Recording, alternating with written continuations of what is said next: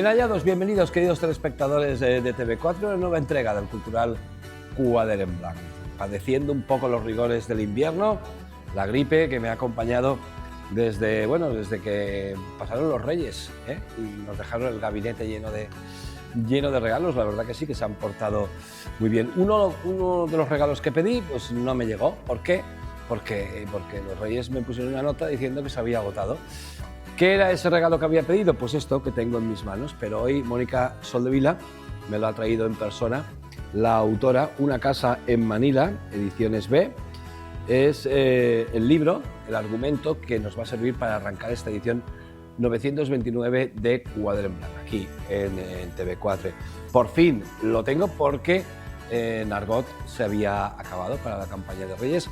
Sigue agotado, pero ahora Mónica Soldevila va a hablar con Ediciones B para que envíen allí una remesa.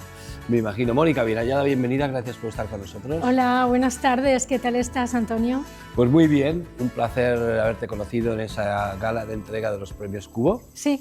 Y desde entonces pues mantenemos eso, una amistad a través de las redes también, que hacen que, bueno, hoy esté aquí para hablarnos de Una casa en Manila. Es el libro, bellísima portada, por cierto, la que te ha hecho la editorial para esta, que es la primera novela de la autora Mónica Soldevila, una autora que además, pese a su juventud, tiene ya una intensa vida muy internacional, muy interesante, según lo que hemos podido comprobar. Mónica, enseguida estamos contigo. Gracias por estar con nosotros. Gracias a vosotros.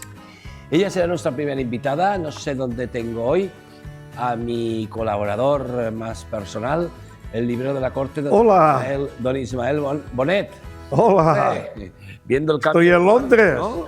Viendo aquí a la Qué bien, Casa Real, ¿no? Este hombre, viendo el cambio de guardia, ¿qué te parece? Está en París, otro día está en Ámsterdam. Y hoy Londres. Hoy London Town. Muy bien. Se parece usted a Mónica Soldevila, una viajera incansable.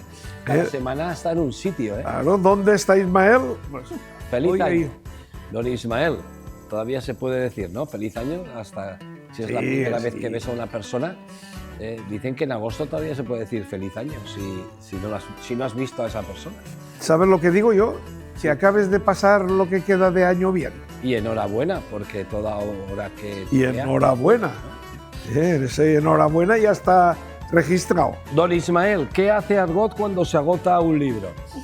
Hombre, lo pide la editorial. Pero a veces tardan, las editoriales, Hombre, porque ¿sabes lo que pasa? Que cuando se editan los libros se distribuyen entre las librerías y ellos hacen un seguimiento por sus comerciales, y aún a lo mejor aquí en Castellón o en Argot no hay, pero hay en Valencia o hay en otro sitio. Ediciones B es una de las editoriales importantes porque está dentro del grupo Penguin Random House. Ajá. Ese grupo de editoriales se encuentra en Ediciones B, que eso viene del antiguo, de Bruguera, después B, ha habido ahí una evolución.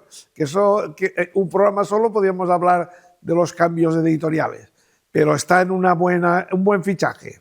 Un buen fichaje, y además una autora que se implica en la venta de su libro.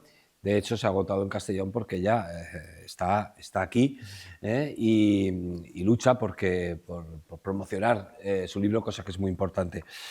Bien, don Ismael, luego hablo con usted de libros, de muchas cosas, y de series y de pelis, pero don Ismael me ha recomendado, y hoy viene también, Chimo González, que ha escrito un libro sobre el poder de la digitalización, sobre todo relacionado con el chat GPT. Y ese chat que tanto utilizan mis alumnos, incluso cuando sacan a escondidas el móvil en los exámenes para contestar las preguntas. Don Ismael, el chat GPT, usted es un gran seguidor del chat GPT. Yo desde que lo descubrí, muy fácil descubrirlo, claro, y lo utilizo y, oye, lo recomiendo sobre todo a gente ya recién jubilados o que están a punto de jubilarse. Socorro, que me voy a aburrir. No. Una de las cosas que puedes tener, aparte del bricolaje y de cosas de estas, es el chat GPT, que te va a ayudar en muchas cosas. Hasta saltando desde un avión. Hasta descubrir cosas de uno mismo que ni uno mismo sabía. Y pregúntaselo a ChatGPT. Me pasó a mí cuando puse mi nombre en el ChatGPT. Me contaba cosas de mis libros Sí. y de mis cosas que yo no sabía, ¿no? Pero bueno, está bien descubrirlo. Pues Ximo González vendrá a hablarnos de la importancia de eso, del ChatGPT y sobre todo de su aplicación por los autónomos en la digitalización de su empresa, labor que les va a ayudar a llevar una mejor praxis de su negocio. Y cerraremos el programa con la entrevista al poeta Vicent Barberá, que hace nuestra colaboradora Elga Reategui. Bueno, pues todo esto y muchas más cosas, algún anuncio que les voy a hacer, de alguna incorporación nueva al programa y un montón de cosas que tengo por aquí. Ráfaga general del programa y ya pasamos a charlar con Mónica Soldevila de Una casa en Manila.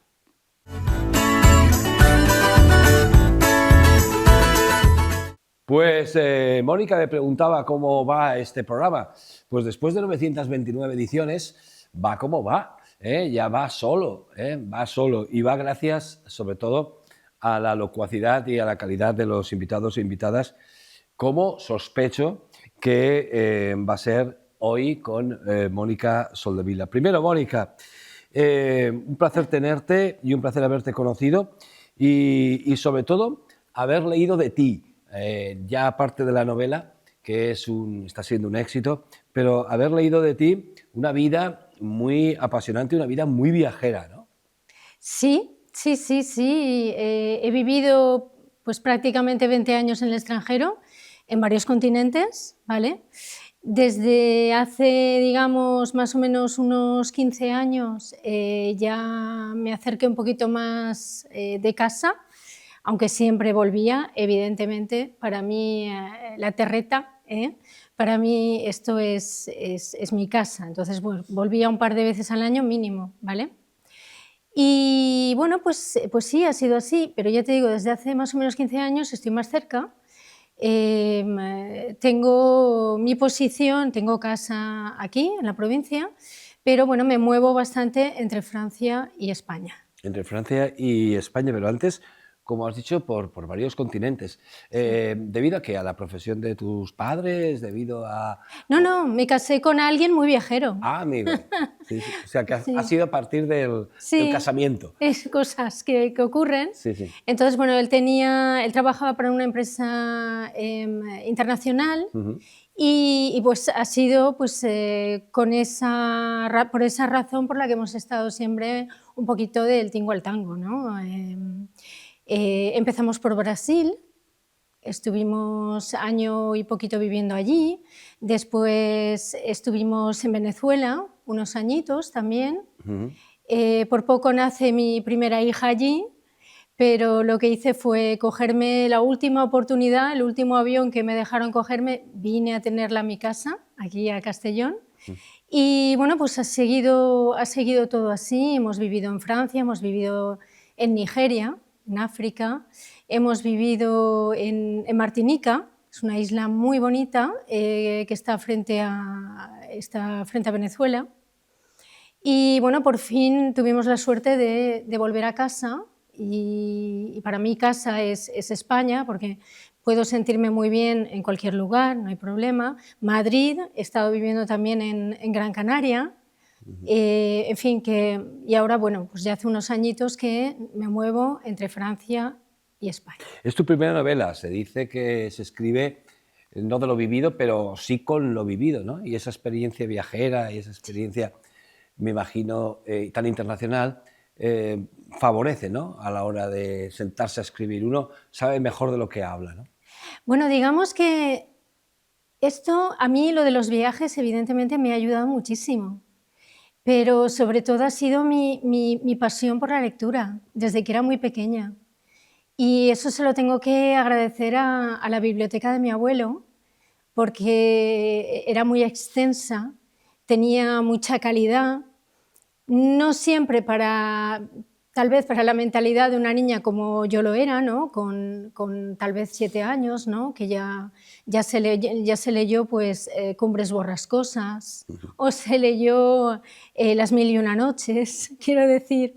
Pero bueno, en lo que es mi infancia, yo ya tomé como norma, era algo normal para mí, era como respirar, leer, todos los días leer. Y yo creo que no me he dormido nunca sin tener un libro en las manos por la noche, siempre, siempre leyendo. Siempre, siempre leyendo, qué envidia. Ahora poner a leer a los jóvenes es casi como torturarlos, ¿no? Con el abuso de las pantallas. Oye, una pregunta que además se la hice a Juanvi el otro día. Mónica, es tu primera novela y de entrada ya en Ediciones B, una grandísima editorial como Ediciones B.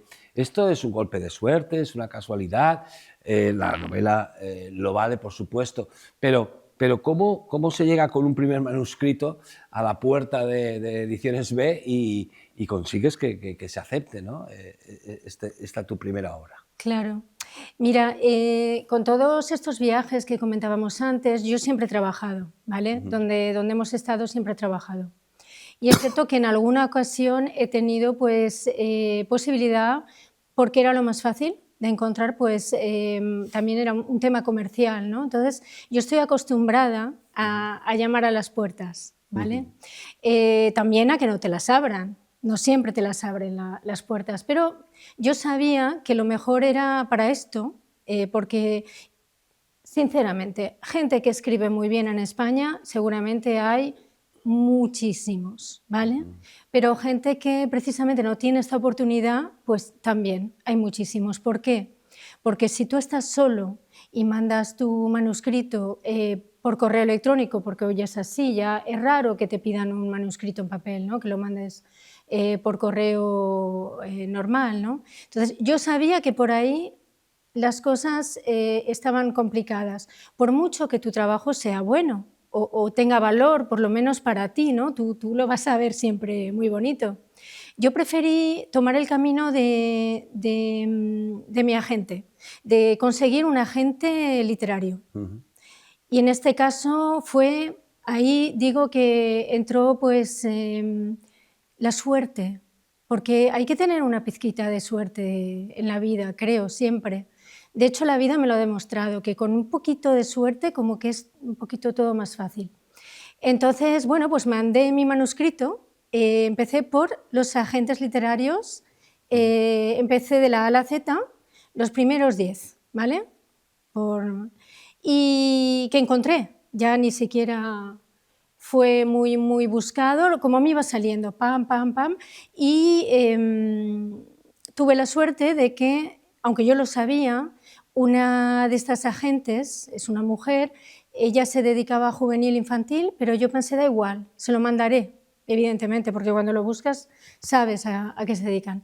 Y ella fue la que precisamente, y está en agradecimientos, esta persona, se lo mandó a una amiga suya, que también es agente literario, y dijo, mira a ver si esto creo que tal vez te podría interesar.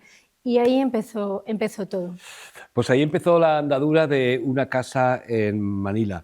Nos reconduce al siglo XIX. Sí. Siglo XIX a Filipinas. Y es la historia de una saga familiar. Está basada un poco en datos biográficos de tu familia, ¿puede ser? O por lo menos el origen. Hay, de hecho, el apellido Soldevila, ¿no? Está en la novela. ¿Cómo te documentas? ¿Cómo te informas? ¿Cómo se remonta uno al siglo? O sea, no solo a otro lugar, sino a otra era, a otro tiempo, a un siglo anterior, como el siglo XIX. Bueno, si te gustan las mates, te va a ser muy fácil, ¿vale? Si te gusta el fútbol, vas a ir con todo el amor del mundo a ver a tu equipo favorito. Pues a mí lo que me gusta es la historia, desde siempre, desde el mismo momento en que abrí un libro, también. Entonces, yo, por ejemplo, en el cole siempre era mala en mates, pero muy buena en historia. Entonces, para mí, documentarme ha sido todo un placer. Ha sido maravilloso. Yo tiro de un hilo en casa tengo a mi primo Fernando, que es un crack en el tema de genealogía familiar de los Soldevila, y siempre comentábamos cosas. Él tenía mucha información. Entonces, bueno, yo se la pedí, esa información, tomé una parte, que es la que a mí me interesaba, como son nombres, profesiones y esta gran historia con la que debuta precisamente la novela, tiré de ese hilo y ya a partir de ahí, evidentemente, esto es una ficción histórica, digamos que yo no estaba con ellos, ¿vale? Para saber qué se contaban y qué se decían, pero está muy bien porque tenemos cartas, sabemos muchas cosas sobre ellos, pero sobre todo fue documentación máxima. Yo incluso me he llegado a leer manuscritos de ciertos misioneros que mandaban en español antiguo, o sea, entre Manila y sus conventos aquí en España. He leído muchas cosas, ¿no? Y me empapé de todo eso. Y después ya era documentarme, escribir para no perder ni un ápice de cada información. ¿Quién es Carmen Pérez de Lara? Mira, Carmen Pérez de Lara es pues mi tatarabuela. Tatarabuela. Sí. Ella se casó con Francisco Anastasio Soldevila, que pues de ahí viene mi apellido. Y bueno, pues la historia surge de esta pareja. Carmen no está sola, Carmen tiene también a su hermano, Javier, y tiene a su tía Mili, que la tía Mili pues es un poco la figura materna, ¿no? Maternal, digamos, porque la madre pues por cosas y otras pues no puede estar ahí, no puede estar con ellos, ¿no? Entonces, ella es Carmen Pérez de Lara. Carmen Pérez de Lara, su padre, es el que, por gracia o desgracia, porque al final esto hace que yo pueda escribir esta novela, es enviado muy lejos de España, entonces eran las colonias filipinas. Es enviado un poquito más allá, pero bueno, él consigue zafarse del barco que lo llevaba, fue desterrado político porque querían acallar su voz. Y, era pues, rebelde. Era muy rebelde, era republicano, pero la facción pues, un poquito más extremista, ¿no? Entonces se vio involucrado en ciertos momentos de la historia en los que él pues, tomó su propio partido, pensó que era lo más justo y por eso lo castigaron. Pero no iba a ser desterrado a Manila, ¿no? No. Él tenía que llegar un poquito más lejos. Manila era digamos, el puerto anterior. Tenía que llegar a la isla de Guam, que allí se mandaba a mucha gente, como te he explicado antes, a los que querían sacar de aquí, para no volver a verlos. Porque meterlo en prisión sería tenerlo todavía demasiado cerca, ¿sabes? Podía tener a gente apoyándole en sus ideas, pero mandándole tan lejos, a miles de kilómetros, a miles de millas marítimas, eso era lo mejor entonces. ¿Y cómo es ese reencuentro familiar? Porque Carmen Pérez de Lara zarpa junto a la familia hacia Filipinas a reunirse, ¿no?, con su padre. ¿Y cómo es ese reencuentro? Bueno, digamos que antes de reencontrarse me lo pasé muy bien documentándome sobre los viajes de la época. Entonces, es maravilloso ver cómo entonces los transportes, hoy no tenemos paciencia. Debían ser duros, ¿no?, los transportes. Según para quién. Tal vez para alguien que viajaba en tercera, pues un poquito más. Pero esta familia tiene la gran suerte de poseer pues, unos caudales, ¿no?, para poder pagarse pues, un buen viaje hacia allí. Entonces conoceremos también la vida en el barco, porque son 30 días de singladura. Era largo entonces. 30 días. Sí, y pasarán por varios puertos para recargar las carboneras, porque eran barcos a vapor. Y bueno, te diré que el primer puerto salen desde Barcelona y el primer puerto será Port Said, en Egipto.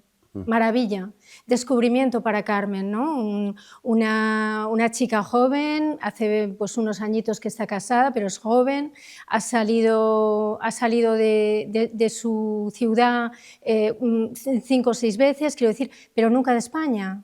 Entonces, bueno, gran descubrimiento el viaje, ¿no? Ya de por sí, las nuevas culturas, las formas de vida, todo eso. ¿Cómo era la vida en Manila en aquella época?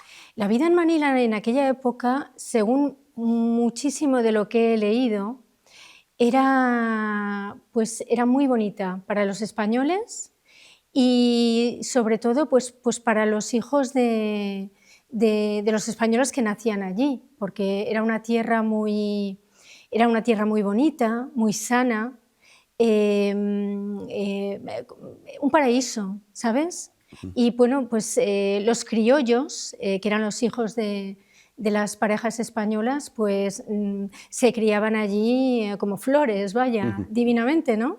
Con mucha salud y no padecían prácticamente de nada, porque en aquellos tiempos Filipinas estaba muy bien surtida y una ciudad como Manila, y yo hablo específicamente muchísimo sobre Intramuros, que es la ciudad amurallada, pues no necesitaba nada prácticamente de España. No, porque se acostumbraban precisamente a comer y a beber, tenían sus propios licores, el tabaco era muy extensa, la cosecha, había de todo, incluso telas maravillosas, el famoso mantón de Manila, que realmente no es de Manila, vino de China, pero... ¿Y a qué se dedica la familia, una vez llega allí, a la familia de un exiliado, que no tenía que haber llegado a Manila, pero que llega a Manila? ¿Cómo es la vida una vez llegan allí? Bueno, hay que saber que Francisco Anastasio Soldevila es médico cirujano. Entonces, él montará su propia consulta médica. Javier, que es el hermano de Carmen, hijo de José María Pérez, es también abogado. Entonces, tomará relevo por unos años, cuando llegará, antes es su padre el que se abre camino, cuando consigue poder hacerlo, el bufete de José María. Entonces, Francisco y Javier tendrán trabajo. Y bueno, Carmen tendrá la suerte de por fin, después de unos años de espera, podrá ser madre. Entonces, bueno, en aquellas épocas las mujeres se dedicaban pues a lo que decíamos, ¿no? a las labores, a sus propias... Pero Carmen es una mujer a la que le encanta leer. Carmen es una mujer también educada en una familia donde incluso la llevaban a la ópera, a Valencia, está acompañada de su tía Mili, que es un personaje también muy importante en esta historia. Las dos son algo revolucionarias también, entonces bueno, siempre tienen muchas cosas que hacer. Oye, ¿quién es Apanaya? Apanaya es el personaje femenino por excelencia, femenino, ¿no? Y Apanaya estará esperando, entre comillas, porque ella vive allí, a esta familia española, peninsular, como decían entonces, pues para ayudarlos en todo, porque ella conocía a José María desde antes, por causas diferentes, y entonces pues Apanaya estará ahí para ayudarles en todo lo necesario. Hay más personajes femeninos filipinos, pero bueno, Apanaya se ha criado entre dos mundos. Se ha criado pues con los españoles y también pues en ese maravilloso mundo como son las Filipinas y más concretamente en Manila. Oye, hay amor en la novela también. Sí, tenía que haberlo, sobre todo cuando me gusta escribir también... Se te ve romántica, se te puede calificar como una novela romántica, aparte de histórica, o histórico-romántica. No sé si te gusta encasillar las novelas, pero no sé. ¿podría entrar dentro de un ciclo de novela romántica? No completamente. Digamos que después de todo el trabajo de documentación que hay detrás para respaldar esta novela y por la que precisamente cuando mi agente literaria la presentó a Ediciones B fue tomada enseguida, ¿vale? Es porque, bueno, esta novela tiene otra capacidad, no solamente romántica, ¿sabes? Tiene un trasfondo histórico potente. Pero sí, por supuesto, hay amor, hay pasión, tenemos que encontrar eso también en este tipo o por lo menos lo que a mí me gusta escribir. Porque la gente joven, sobre todo, no ha oído hablar de los últimos de Filipinas, no ha oído hablar de Filipinas. Yo todavía me he criado, que de hecho mis padres me hablaban de algún familiar nuestro, ¿no?, que estuvo allí en Filipinas, pero hemos olvidado un poco, ¿no?, el tema de las colonias. Hay que recordar que se trataba de una colonia española, ¿no? Sí, y se perdió con la Revolución en 1898. Sí, la historia transcurre unos años antes de que esto... Y le doy la palabra fin, está precisamente justo unos años antes de que España pierda o Filipinas recupere, porque bueno, todo es un poco, pues hay que verlo con qué cristal y qué color se miran las cosas, ¿no? Pero bueno, hubo una revolución y España dejó de ser, digamos, poderosa en aquella parte del Mar de China. Oye, tenemos un vídeo tuyo anunciando que sacas la segunda edición. Sí, ¿Eh? sí, sí. Vamos, si te parece, a ponerlo y luego lo... Vale. Venga, ponemos ese vídeo. Hola, me paso por aquí un momentito, pues para contaros una noticia muy bonita que me acaban de dar. Y es que Una casa en Manila va a tener una segunda edición. Y quería agradeceroslo a todos, porque mucha gente pues habéis confiado en mí. Gracias a Ediciones B, muchísimas gracias a todas las lectoras y lectores que, sobre todo, pues en estas últimas semanas, porque era Navidad y sé que habéis regalado muchos libros, pues habéis metido mi novela en casa, en muchas casas de España. Gracias también a las libreras y a los libreros por confiar en esta novela y recomendarla.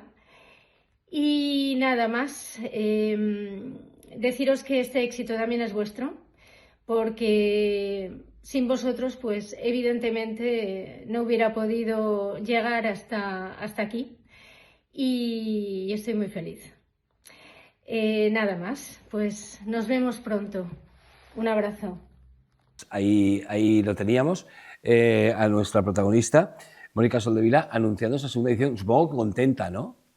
Contenta porque, bueno, yo no sé de qué tirada habrá tenido la primera edición, pero no habrá sido pequeña en Ediciones B, y agotarla en poco tiempo, ¿no? Porque estamos hablando de una novela que ¿cuánto tiempo lleva en la calle? Bueno, fíjate, salió publicada el día 4 de septiembre. 4 de septiembre. Sí. O sea, que se ha agotado rápidamente la primera edición. Estoy muy contenta. Han sido varios miles de ejemplares y estoy muy contenta porque ha sido recibida con los brazos abiertos. Es verdad que, bueno, ya en la presentación aquí en casa, ¿no?, en Castellón, fue a finales de septiembre en Argot. Pues ya ahí fue maravilloso porque me respaldaron muchísimo. Después, bueno, yo me he ido poniendo en contacto también con las librerías en España, con todas las que podía, mandándoles mensajes y preguntándoles pues qué tal iba, qué tal iba funcionando, ¿no?, que es importante. Y bueno, pues también vía, sobre todo Instagram. En mi Instagram también pues he estado trabajando muchísimo, sigo haciéndolo, y por ahí también, por supuesto, hay gente que me conoce, me ha descubierto gracias a a este medio, ¿no? De hecho, bueno, también ha salido estos días, eres candidata a los premios Is Libris, ¿no? Sí. Como autora novel, ¿no? Que se dice. Me imagino que un orgullo, ¿no? Porque es un premio a las novelas históricas, de lo que estábamos hablando, ¿no? Absolutamente, literatura histórica. Sí, ha sido una sorpresa. Me llamaron ayer y me lo contaron y es maravilloso. Tú imagínate, yo escribo una novela, consigo, por favor, al final que me la publiquen. Maravilla, lleva su camino, llegamos a Navidad, se vende prácticamente todo el stock, está en las librerías. Y bueno, pasan Reyes, también hay una venta, ¿no? Porque yo también he hecho varias firmas aquí en casa, en Castellón, y bueno, pues ayer me llaman para decirme que, antes de ayer me llaman para decirme que ya tenía la segunda edición en marcha, en la imprenta, y ayer me llaman para decirme que estaba pues nominada a estos premios. Una maravilla, estoy feliz. Oye, Mónica, no sé en lo que estarás trabajando ahora, si estás escribiendo algo, pero saga familiar, habiéndolo dejado donde lo has dejado, es decir, cerquita de la Revolución de 1898 y demás, que no lo sé si te llamará poderosamente la atención escribir una continuación de Una casa en Manila. Bueno, ¿por qué no? Me la están pidiendo mucho, porque todos los lectores que han terminado la novela quieren saber más. Yo he leído opiniones y la mayoría coinciden en eso, ¿no? Sí, quieren saber más sobre bueno, pues el devenir, ¿no? de los personajes. Es una posibilidad, digamos, está ahí, está pensada. Yo de todas formas sigo escribiendo y vamos viendo. Yo de todas formas cuando la decisión por fin se tome, pues se sabrá. Yo lo diré por Instagram. Bueno, pues mientras vamos viendo qué dice Mónica Soldevila, se la recomendamos. Y además, como dentro de nada las librerías de Castellón se llenarán otra vez de ejemplares de la segunda edición, Esta casa en Manila es una lectura que tengo pendiente, ya digo, pero porque estaba agotada. La quería haber leído para la entrevista, pero porque estaba agotada. Y bueno, ahora ya la tengo. Pues háganse con ella y esperaremos a ver si tiene una continuidad o no. Pues Mónica, un placer haberte conocido. Igualmente, ha sido una maravilla conocerte, que me invites a tu programa, porque además salgo dentro de poco de viaje. Entonces, bueno, esto para mí ha sido maravilloso, ¿no? Poder acudir a tu espacio. Muchísimas gracias, como decimos, y mucha suerte. Muchas gracias. Bueno, pues aquí nos tiene Mónica Soldevila para lo que quiera, claro que sí. Me voy con la música de otra mujer, Ana Millo en este caso. El tema se llama La culpa. Ella es castellonense y va a inaugurar el ciclo Indrets Sonors, organizado por la Fundación de la Sociedad General de Autores de España, la SGAE. Ella nos canta así de bonito.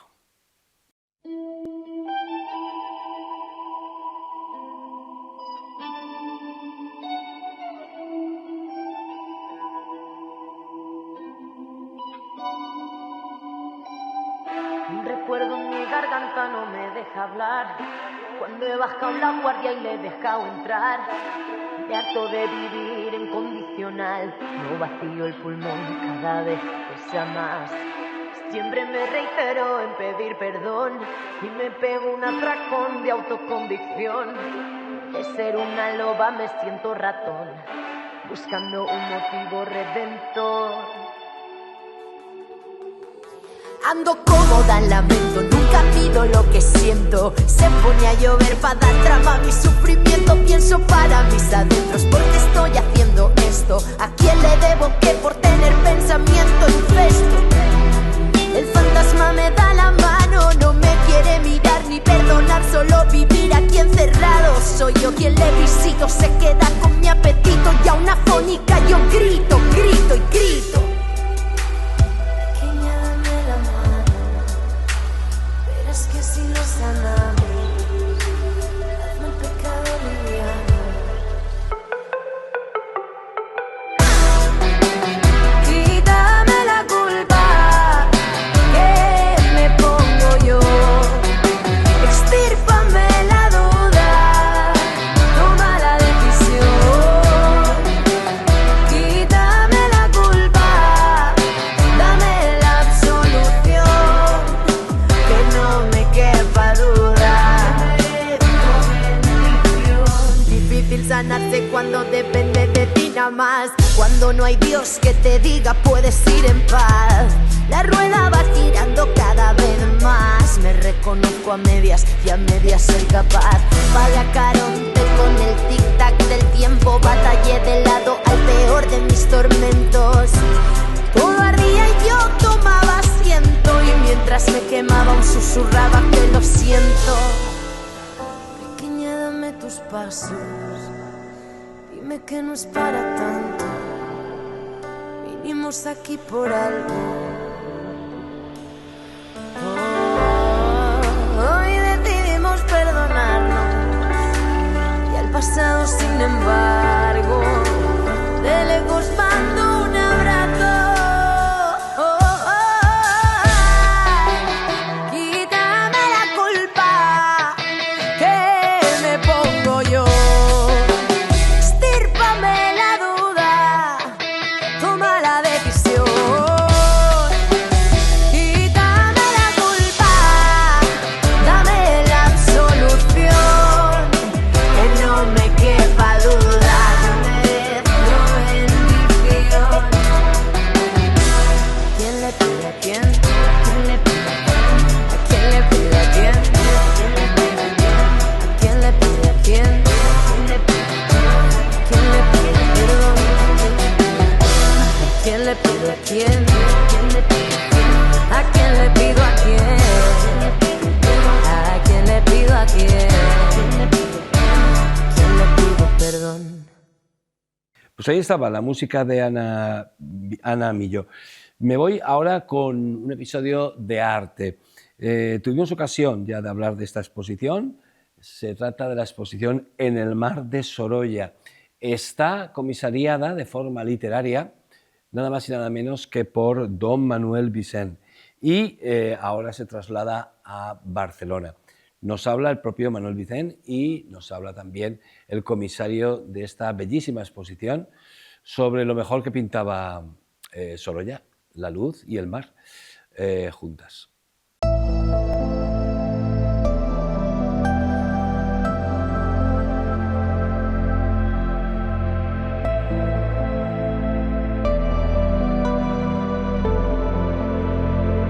En el mar de Sorolla con Manuel Vicent lo que plantea es una aproximación desde el ámbito de la literatura a la plástica de Joaquín Sorolla. Se trata de un comisariado inédito, un comisariado literario en el que invitamos al escritor Manuel Vicent a que se aproximara a esa colección, a esa iconografía pintada por Joaquín Sorolla a las orillas del Mediterráneo, y que a través de la pintura de Sorolla Manuel Vicent pudiera tejer, componer un relato literario con la plástica de Sorolla. Aquí se trata de acercarse a la pintura de Sorolla no a través de un análisis, sino de una vivencia. Yo accedí a Sorolla pues, a través de estas vivencias que yo había vivido de niño, de joven cuando estudiaba en Valencia, cuando yo me acercaba por el Cabañal y sabía que por allí había sucedido todo ese mundo de Sorolla que también estaba sumergido.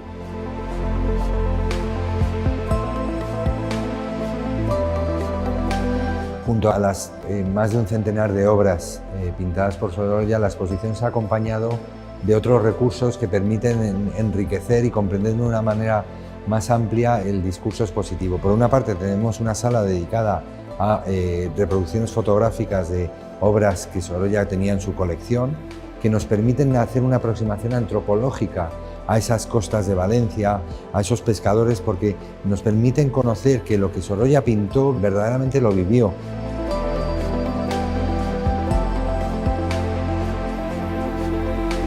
Y luego tenemos además un documental en el que hemos podido extraer todo el jugo al propio Manuel Vicent, en el que se nos cuenta a las orillas del Mediterráneo, en las costas del Cabo de San Antonio, en Denia y en Javia, nos cuenta un poco cuál es el relato de la exposición, cuáles son sus propias vivencias y cómo las ha plasmado además en un libro, el libro de la exposición, donde ha compuesto un relato literario fantástico que complementa además el discurso de la exposición.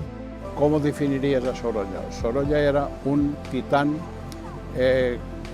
un trabajador nato en que concebía que la gloria, el éxito y la felicidad se derivaba del trabajo.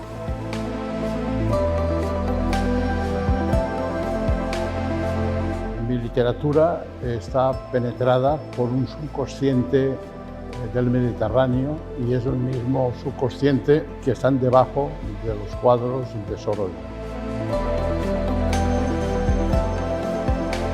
Conjugar esta calidad altísima de la colección de pintura de Sorolla con un hilo conductor, un relato articulado por un creador, por un literato también valenciano como Manuel Vicent, esa conjugación de la plástica de Sorolla con la literatura de Vicent puesta y expuesta en las paredes, creo que merece la pena la visita.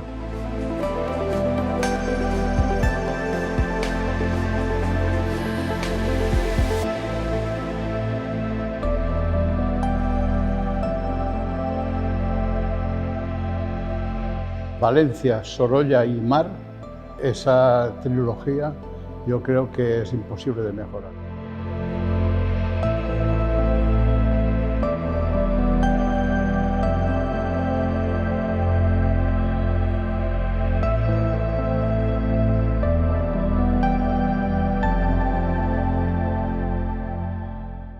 ¿Les gusta el circo? Seguro que sí, el circo en la calle más todavía.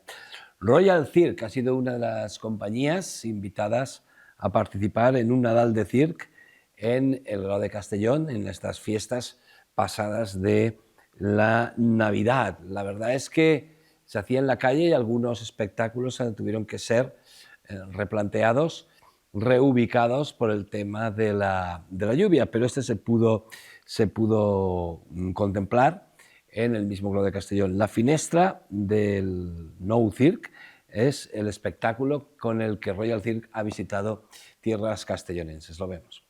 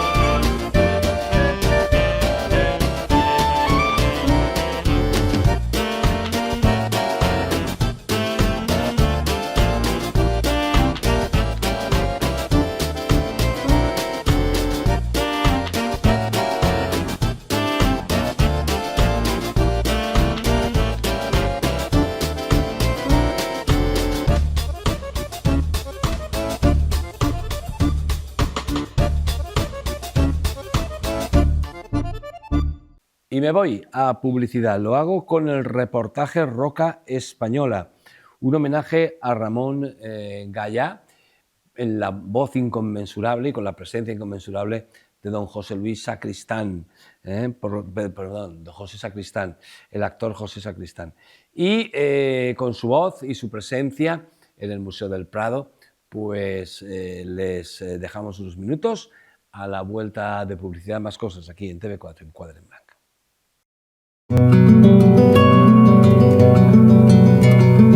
Cuando desde lejos se piensa en el Prado, este no se presenta nunca como un simple museo, sino más bien como una especie de patria. El Prado es un lugar hermético, secreto, conventual, en donde lo español va poco a poco metiéndose en clausura, espesándose, encastillándose. Y no es que solo guarde pintura española, pero allí dentro todo parece convertirse en una misma terquedad. Hay en todo lo español una especie de hambre amorosa si se quiere, que es en la pintura donde parece quedarse más satisfecha. La pintura española es real como no ha podido ser la realidad misma española. Por eso el Prado es casi como un manicomio al revés, como un manicomio de cordura, de calma, de incertidumbre. Entrar en el Prado es como bajar a una cueva profunda en donde España esconde una especie de botín de sí misma, robado, arrebatado a sí misma, defendido de sí misma. Afuera está la realidad ilusoria. La vida es sueño, pero la pintura para el español es precisamente despertar. Desde fuera y lejos de España, cuando un español piensa en el Prado, este no se le aparece nunca como un museo, sino como una roca.